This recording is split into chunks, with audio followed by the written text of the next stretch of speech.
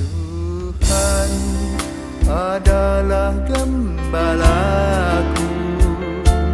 takkan kekurangan aku. Dia membaringkan aku di padang berumput hijau. Saudara-saudari yang terkasih di dalam Kristus, selamat pagi. Salam jumpa lagi dalam Sabda Siap Saji. Minggu 4 Februari 2024, hari Minggu biasa kelima. Marilah berdoa. Dalam nama Bapa dan Putra dan Roh Kudus. Amin. Allah yang penuh belas kasih, Engkau telah mengutus Yesus Kristus Putramu untuk mewartakan kabar gembira kepada dunia.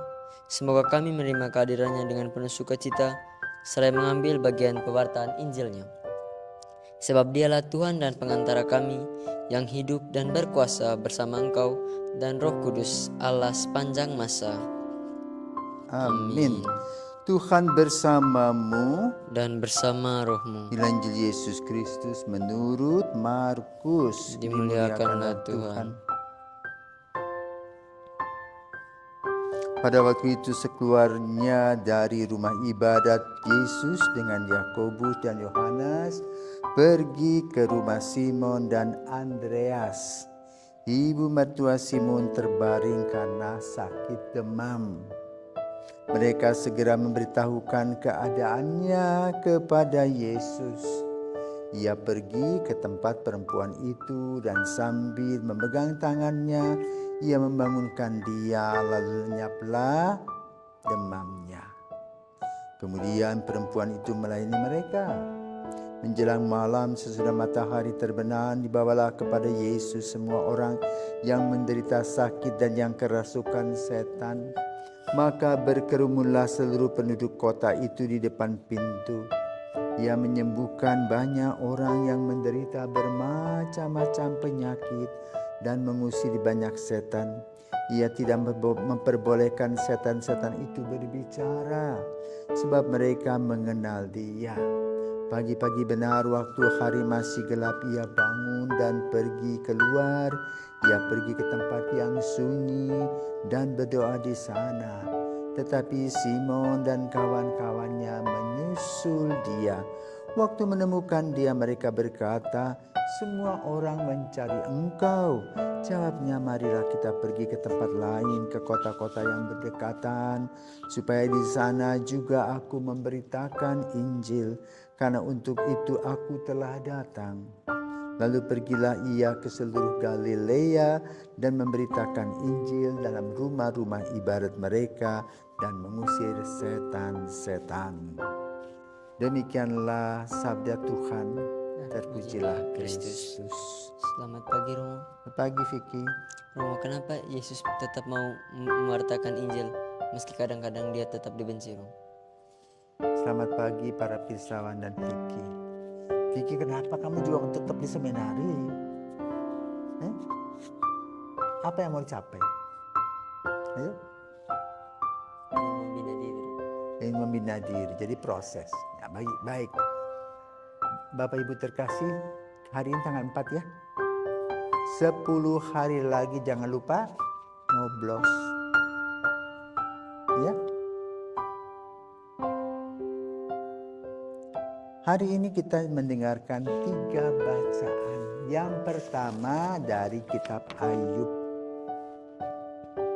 Di sana digambarkan bagaimana manusia harus bergumul.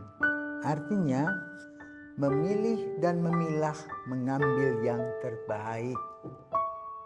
Maka nyoblos pun sama, memilih yang terbaik dari yang ada.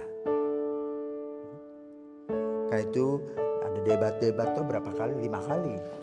Ya, mengungkapkan tentang visi, misi, dan aksi selanjutnya. Nah, juga Santo Paulus di dalam suratnya kepada umat di Korintus pada pagi hari ini mengajak kita untuk sadar, ya, sebagaimana dia katakan, apa sih upahku mewartakan Injil? upahku mewartakan Injil adalah aku mewartakan Injil. Itu upahnya. Jadi bisa dan boleh mewartakan Injil itu sebagai upah, ungkapan cinta itu kepada Tuhan.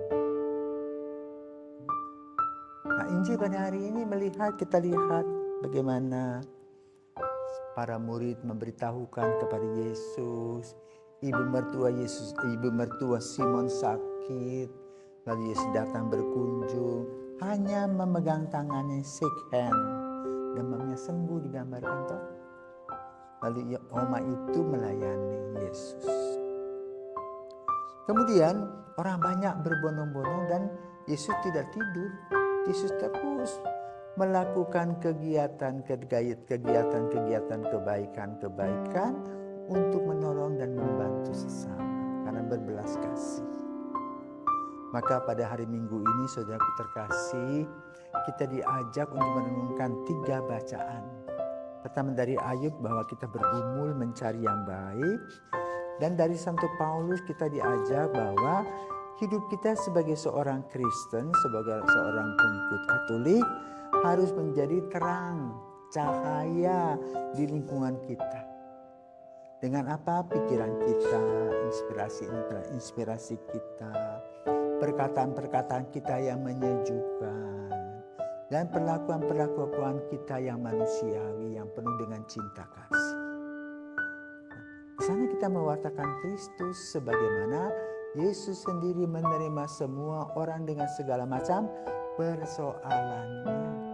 Dan jangan lupa kita setiap hari punya masalah. Dan masalah itu harus dipecahkan. Bukan ditumpuk, tapi dipecahkan satu persatu.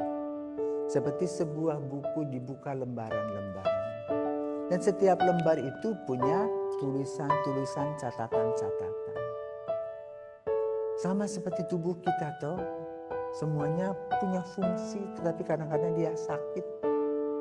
Sakit kuping membuat semuanya tidak enak. Sakit gigi membuat semuanya tidak enak.